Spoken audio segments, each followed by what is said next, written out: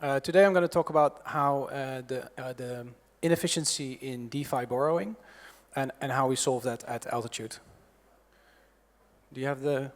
Oh, there we go. It started about 5 years ago when my co-founder and I were very active in DeFi summer, depositing ETH into Aave, Compound, and then borrowing stables against them, deploying them into the juicy 200% APY yearn pools and curve pools.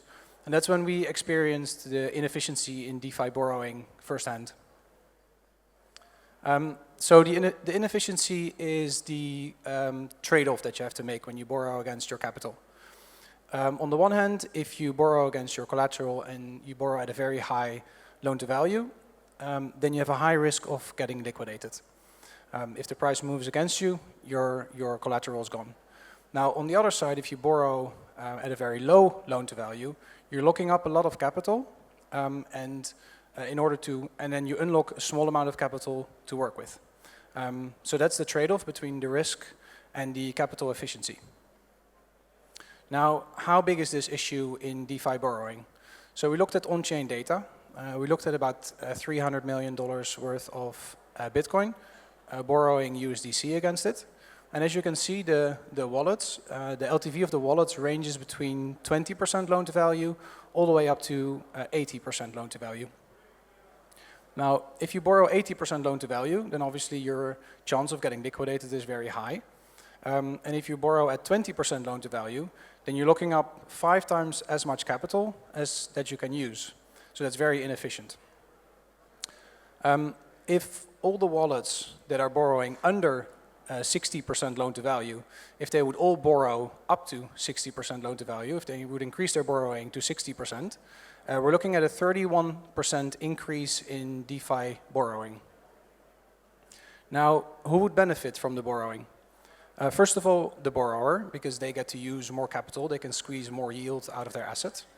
Obviously, the lender, because the borrowed asset is being used more, which the lender gets paid for. And then the lending protocols, because there's more borrowing activity. So how do we solve this problem at Altitude? So we run vaults.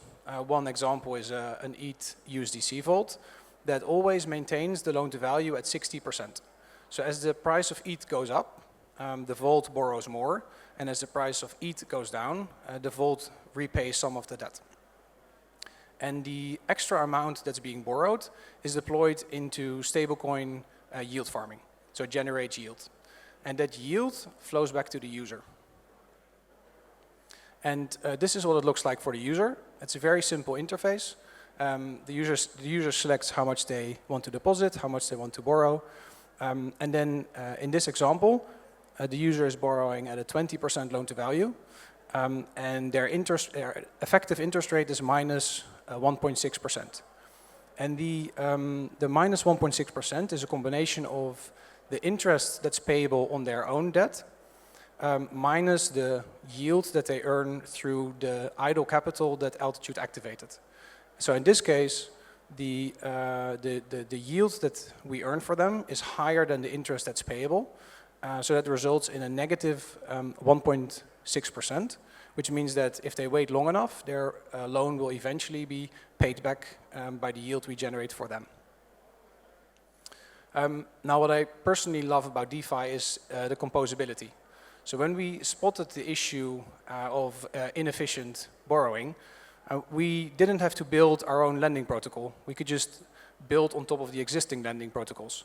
So we've essentially built a borrowing aggregator that sits on top of Aave, Morpho, and then the funds that are borrowed are then deployed into yield farms. Where are we now? So we are currently live with 2 vaults on Ethereum mainnet, 1 BTC vault and 1 Ethereum vault. And we're looking at onboarding more collateral types later on, like, for example, gold and tokenized equity trackers. That's it for me. If there are any questions, I'll be around the rest of the day.